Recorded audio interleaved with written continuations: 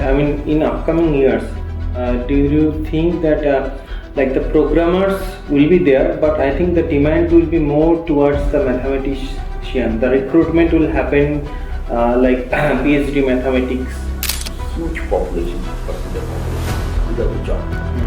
And that is not a sustainable society, right? You cannot have the job for the youth.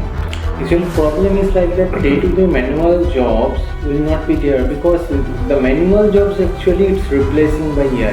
Okay, so in our colleges, if I talk about, I'm not talking about IITs, NITs, if I talk about local engineering colleges, we don't have quality teachers who can train individuals so that they can be placed in a renowned company in a reputed job. So how we can gather or recruit more and more quality teachers? What will be your suggestion to the upcoming generation? Because nowadays, like, I don't think after 10 years the college degrees will matter anymore.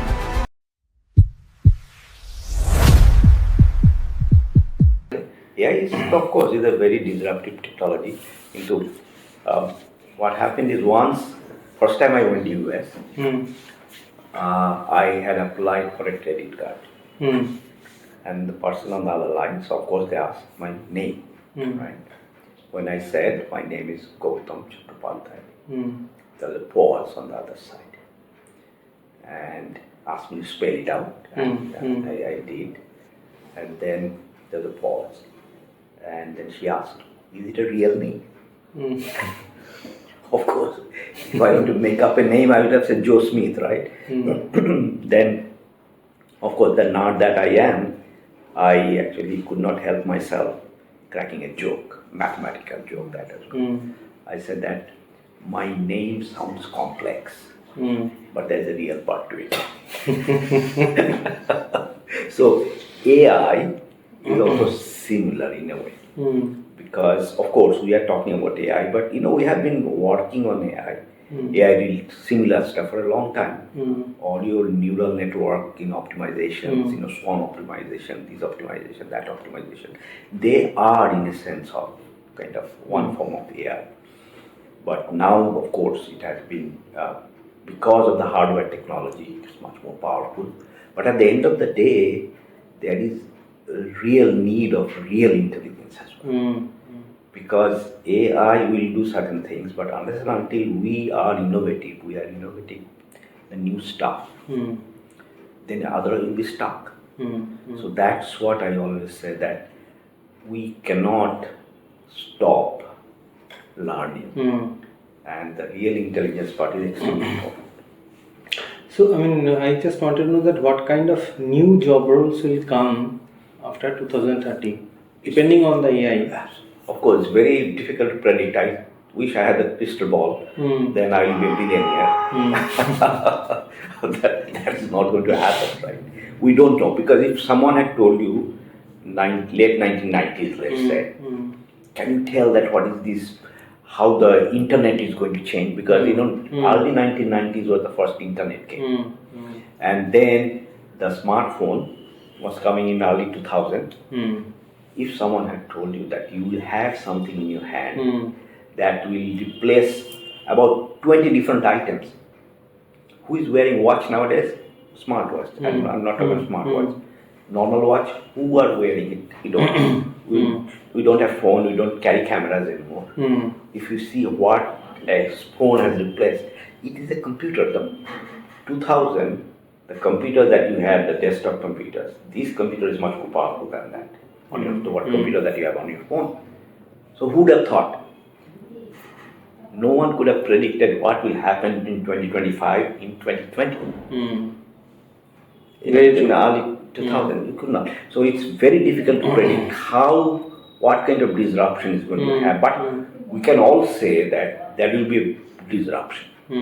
Lot of the job that is out there today, pretty soon, no one is going to write any codes on their own. Even now, if you look at large language models like ChatGPTs and others, they can write very good software programs. The problem is like in college students, if they are copy pasting those codes from ChatGPT or any other LLM based tools, it will be very tough to crack the interviews, I think, because they don't have the ability. What we'll have to do with time, we'll have to actually change how we teach. Unless and until we do that, because what is happening now, we are in the era of AI. Our teaching method, our exam methods are old style. This two doesn't match. So what we'll have to do is we'll know that they're going to use the AI based, right? Then how do you judge that who is better than other, who has learned their stuff better? We still will have to learn the basics. Right? Your mathematical basics will have to still know, physics will have to still know. Otherwise you won't be able to, really comprehend how things work. So what we'll have to do is come up with a new way of testing. We are not going to ask someone to do something that they can do it using AI. Right? So, another quick question that, in upcoming years, do you think that like the programmers will be there, but I think the demand will be more towards the mathematician. The recruitment will happen like PhD mathematics or in statistics holder. Again, it all comes down to basics. We still will need people who knows the basics, who thinks in those terms, right? Again, we don't need, as I said, we won't need programmers. But we'll have to think something new, that innovative way of doing things. Right? How can we innovate? Innovation is not going to stop. And your AI is not going to innovate. What AI does is what is existing. Whatever knowledge is out there today, that's what AI draws from. Train data set. Train data set. Training means what? That it can, whatever is out there, it can get those information very fast. And then can summarize in a very fast way. But in healthcare area, we still will need researchers who are going to come with new ideas. Correct. That AI is not going to do. So that's why I keep saying the real intelligence will be needed. But our day-to-day jobs are going to change. A lot of clerical jobs went away when the computers came first. Right? If you look at those jobs that used to be there, ledger, people used to write, where are those ledgers? Now everything in the cloud. So those jobs are gone. Similarly, a lot of the job that is there today, we take it for granted. Our back office, the BPO kind of work, they will be gone. We used to have, from the healthcare industry, if you look at, we used to have these, all these pathology results, all these X-ray results, all different kind of these healthcare-based those results. We used to have human being reading those and then producing a report. Correct. But now we are training our systems to look at thousands of X-rays and millions of X-rays and saying that, okay, see the subtle differences and tell us what you can tell looking at. Once they learn from that data set, then when they see there is some problem with someone's X-ray, we don't need to see a radiologist to tell what the reading of the X-ray. So those jobs are today, they're actually very highly paid jobs. Radiologists are real doctors, right? We won't need them. But does it mean that we won't need doctors? Of course we need doctors. Very true. So these are the things we change. So we'll have to, it is difficult to comprehend at this point that how, what kind of job that will come up. But of course, I always believe in the resiliency of human beings. We will find a way. Yeah, definitely. We will find a way. And unless and until this government organizations and our society at large, we don't start thinking about all these things now, in the short term there will be some chaos. because suddenly you will find huge percentage of population without a job. And that is not a sustainable society, right? If you do not have the job for the youth. Actually, problem is like that day-to-day manual jobs will not be there, because the manual jobs actually it's replacing by AI. But it's not like the intellectual jobs or where the human touch is there. Yeah. Those jobs will be there. Yes. Like AI can't do what a nurse is doing. That's right. That's what we need. But again, some manual jobs will be there. AI won't be able to come and put brick and mortars and build a house. They will tell that, okay, the design of the house will be, all the drawings of the houses will come, but we still will need a human being and the machines. What is happening on the other side, that we all know that automation is also taking a lot of, even before the AI part came, there is a huge percentage of jobs that we lost because of automation. If you go and see a factory for car manufacturing, we used to have Hindustan Motors here, right? Very true. How many people used to work?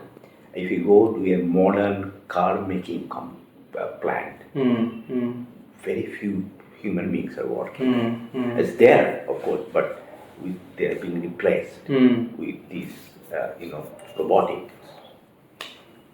So in electronics field also, I think AI will be impacting, but what kind of what will be the pattern? Because software industry, it's a totally different industry, but the hardware industry, how it will... But hardware, the design part is changing already. Hardware, if you look at the VLSI, a huge part is VLSI, right? Chip design. Chip design, what used to happen if you go and see a university, that they used to think how to come up with a new circuit that will do new stuff. Nowadays Qualcomm, Broadcom, they employ, let's say 100 people, and they are not expert in chip design. They are just sitting there and trying to optimize using the codes and see, because of this total manpower and their, these automation, these tools, and come up with some designs. So one individual maybe will take 10 days to think about a new design. Here, who are smart, and here 10 not so smart people can come up with the same one with trial and error. So it is a very different kind of scenario that we are already seeing. So in the hardware industry also that will happen. And again, for hardware industry, in terms of manufacturing, assembly, those jobs are getting more and more automated. So we'll have to again really think what kind of jobs people are going to do. One last question from my side, that what will be your suggestion to the upcoming generation? Because nowadays, I don't think after 10 years the college degrees will matter anymore.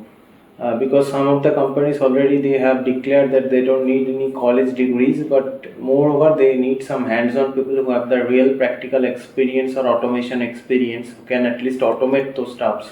I think that is a very short-sighted view from the companies. That is my personal opinion. If they think that they really don't need anyone with a higher understanding. What is a college degree? If you in a true sense of it, I'm not talking about going to a college and then go it's not about that. What you learn, you learn about how to get knowledge, right, and how to interact with others. That is a huge part of our college experience, our learning experience. So I think that is still very much valuable. Social interaction. That is also needed, and learning through social interaction, right? And your thinking process. We still need thinking individuals, and it's kind of holistic education that you need, not only just doing certain things. Because if we just,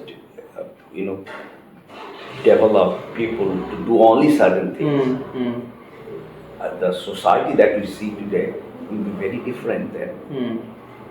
Because team activity also, it will be building in colleges only when you are doing the projects. I mean, that is the basic initial part of the team building and team interactions, Yes. and how you can adapt with different brains and their thought process. You are accepting them, and at least you are allow them to give some conclusion. Then you can also give your But conclusion on only that thing in the part. colleges and also they have to evolve Hmm. because our education system also needs to evolve, and that if you go and see the old way of teaching things Hmm. might not be relevant as Yeah. much. Yes. That will have to have more project-based, Hmm. learning system. So that those are the things. Projects, I think we have to adapt more, because theoretical it will not help nowadays and in upcoming years also to build a solid. Solid theory is needed, Hmm. but not everyone will do Hmm. theory, right? So my kind of point is that we will need hands-on experience that is needed in big time, but because what we learn how to actually implement that, right? So companies are all, what is to happen before that you have a college degree and companies are going to hire you because they know that you have the basic understanding. So you can be trained to do with your basic understanding. You can be trained to do a specific job in an efficient way. Correct. Now, companies are thinking, we don't have time because I want to make more money faster. So I don't have time to train. Yeah. I want a trained individual. But trained individual, if you train the students only in that, when the company now evolve to something else, now they're not trained to do that, and also they're not trained to think independently. That's where the catch-22 situation comes. That's why I think still we need thinking individuals who have a basic understanding of the education and the knowledge, and maybe they have some specific skill set which is relevant to this, but things are going to change if we have someone trained all these ITs. Everyone started doing IT. All the colleges, all the engineering colleges, IT departments came, right? Yeah. All people are, be taking IT and all. IT jobs are going to go away. Then if you just know IT, you won't be employable.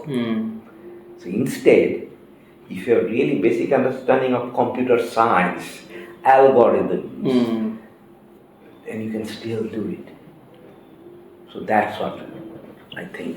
Yeah. Of course, this is a big philosophical debate that will go on for some time. Yeah.